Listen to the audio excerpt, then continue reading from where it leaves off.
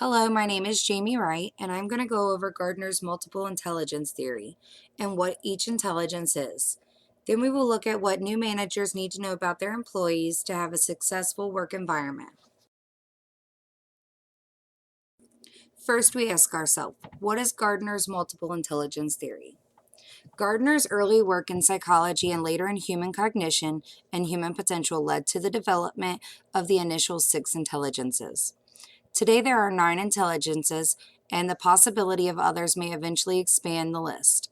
These intelligences, or competencies, relate to a person's unique aptitude set of capabilities and ways they might prefer to demonstrate intellectual abilities. This short paragraph explains the meaning of the theory, but not the importance. I learned about this theory just last year, and it revealed so many issues I had with learning and some issues my children have dealt with as well. I believe these should be focused on in every school and workplace around the world. I believe people would be more capable of doing many more things than they already can if we paid more attention to their individual intelligences. I believe our children would be at a higher pass rate and they would have higher test scores. Over the next couple slides, we will dive into the intelligences.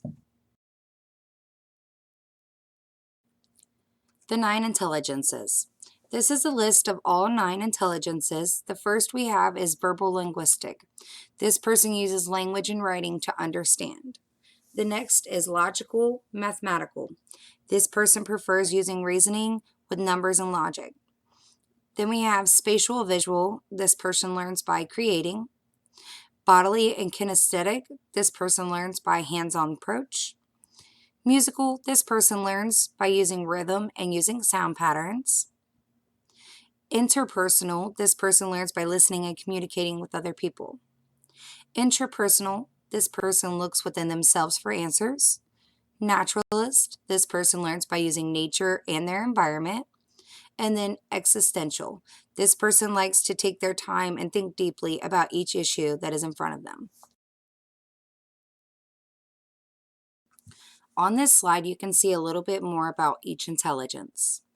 Each intelligence has its own description and can be interpreted differently for each person.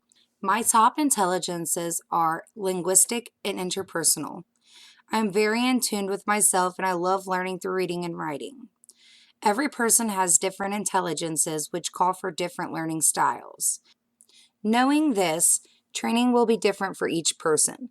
That is why not everyone can do the same job. That is why it is crucial to ask prying questions about the candidate when doing interviews. That is also why so many places have the candidates take a short test or quiz before interviewing them.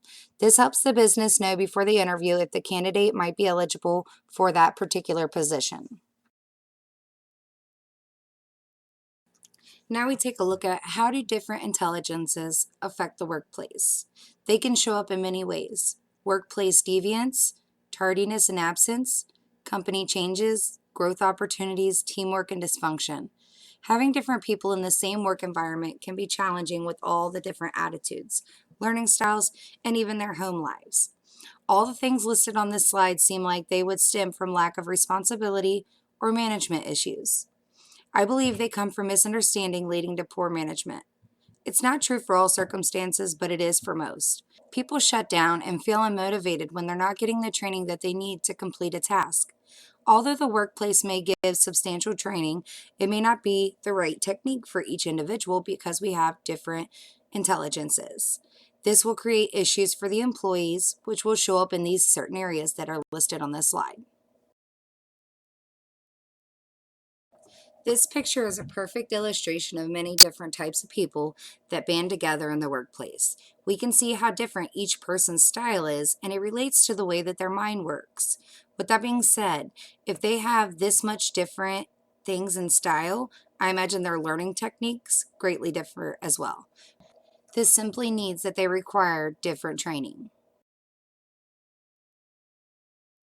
Great news, you're a supervisor. Now what? A lot of managers feel this way. Not all new managers are new to management. They might just be new to the company or to that particular department. Either way, all managers should be taught that their employees learn differently and they all require different approaches. I know this can be hard to do without someone thinking there is favoritism or prejudice. That is why it is key to have a group meeting in the beginning to discuss the manager's expectations of the employees, and then ask the employees what are their expectations of the manager.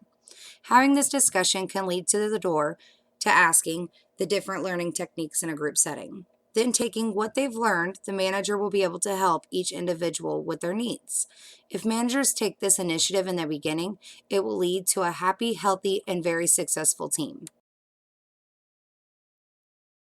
Is there an ideal employee?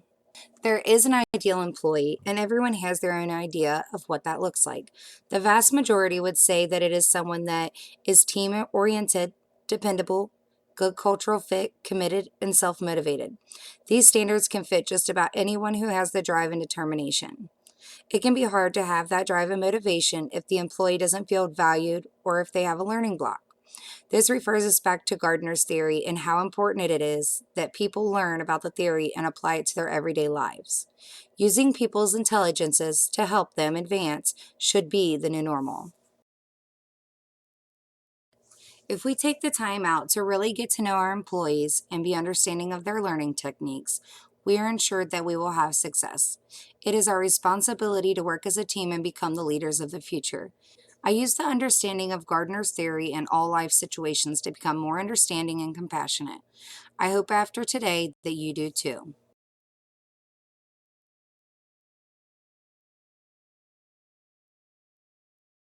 These are the references used throughout the presentation. Have a wonderful day.